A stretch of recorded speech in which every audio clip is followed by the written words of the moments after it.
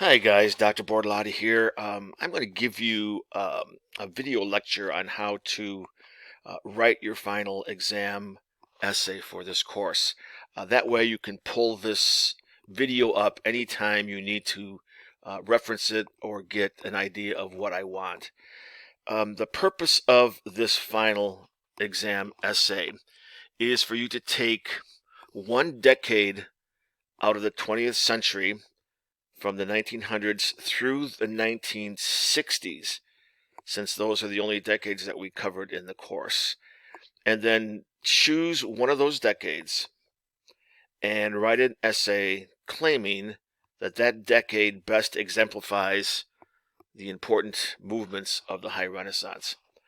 Now, if you choose to select the 70s, 80s, or 90s, which we did not study in the course, you can do that and you will be given extra credit points. And I will show you the rubric on how that works with extra credit points.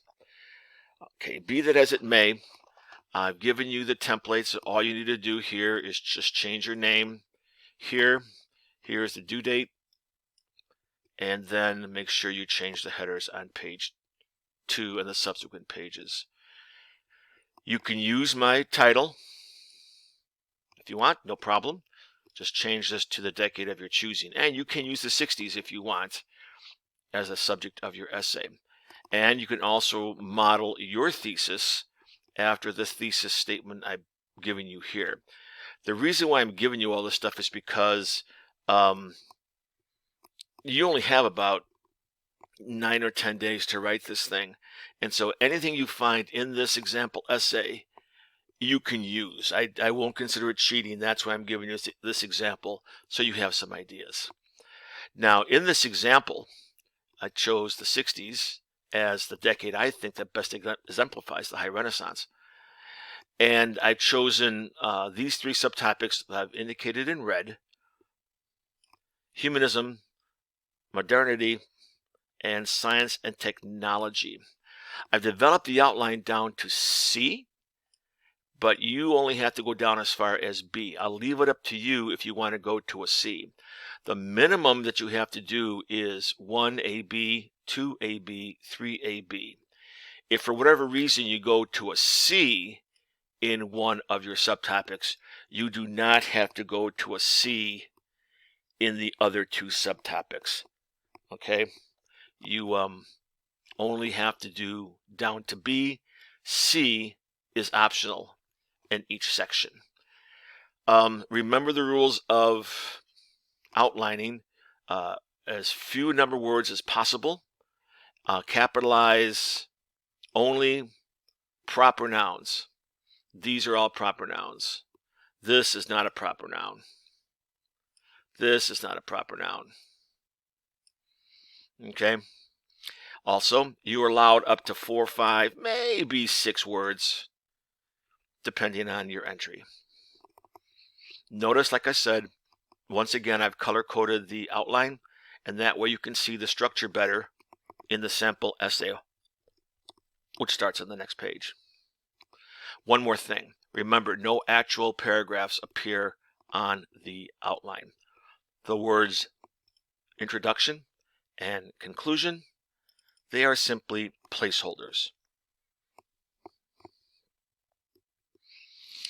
First page of the essay, start with your title, and then begin with the introduction. The introduction should comprise any background needed that I need to understand for your position. 8 to 10 sentences. The last sentence of the thesis should be your thesis. The last sentence of the introduction should be your thesis statement. You can, if you want to, include an in-text citation introduction, not required. This is just a reminder of how to cite a source. If you have an author's last name, you have to use the author's last name.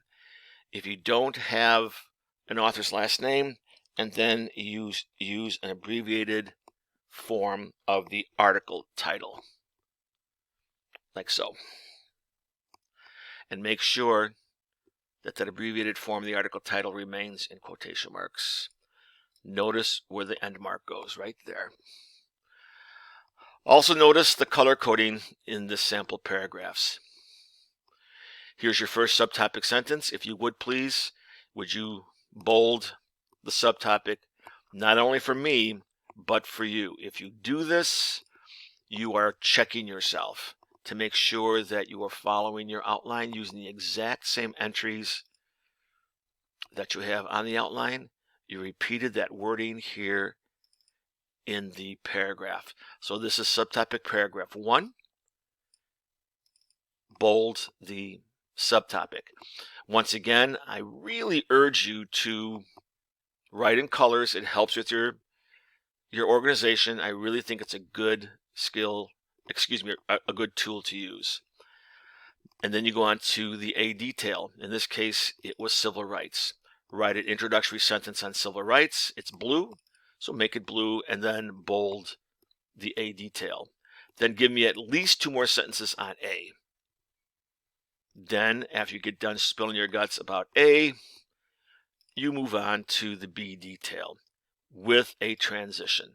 And, ladies, gentlemen, I'm giving you these transitions to use in these particular places if you want to use them. It's okay with me. According to the outline, B is feminism.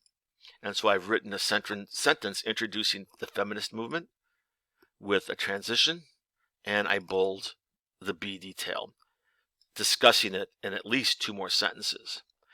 And according to my outline, I went to a C detail, which needs a transition, and this should be bolded, like so. Would you indicate the transitions by bolding, italics, and underline them, please? Now, you have to have at least 1 in-text citation per body paragraph. At least 1 in-text citation per body paragraph. Not per detail, for the whole paragraph. Once you get that done, the pattern repeats. And you begin with a transition that begins second subtopic. In this case, modernity. So I bold the second subtopic here. I bold, italicize, and underline the transition. Then I go on to the A detail, which is the visual arts. Bold. 2 more sentences on A. Move on to B. Transition. Bold B. Discuss B. Transition to C. Bold C. Discuss C. And once again, as a reminder, at least 1 in-text citation in that body paragraph. You can have more. The minimum is 3, because the third one will be here. Okay, the third one is here. And here's your last transition. Subtopic 3. Subtopic A. Transition to B.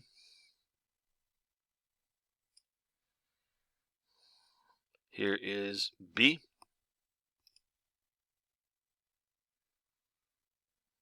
Actually, I think B.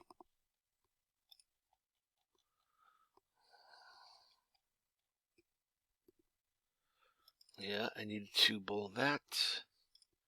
Whoops. And then once again, if you have a C, transition to C. And just a reminder, you have to have at least 1 in-text citation in that paragraph. When you come to the conclusion, restate your thesis at the beginning of the paragraph, and then just emphasize your main points. What you're trying to prove is why your decade that you chose is the best example of a high Renaissance decade for the 20th century. That's your purpose. If you want, you can have another citation in the conclusion. You are only required to have 3 in-text citations in the body paragraphs. In-text citation for the introduction and the conclusion are optional. So when you come down to your works cited page, the minimum number of sources you'll have here is 3.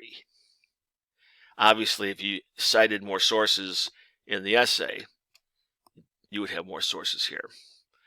But I really think that probably your works consulted page will have the most sources. You probably will have quite a few more on this page because this is going to take some research to complete this essay. Okay, so keep this handy, and if you have any questions about anything, just drop me an email, and I'll be glad to get back to you as soon as I can.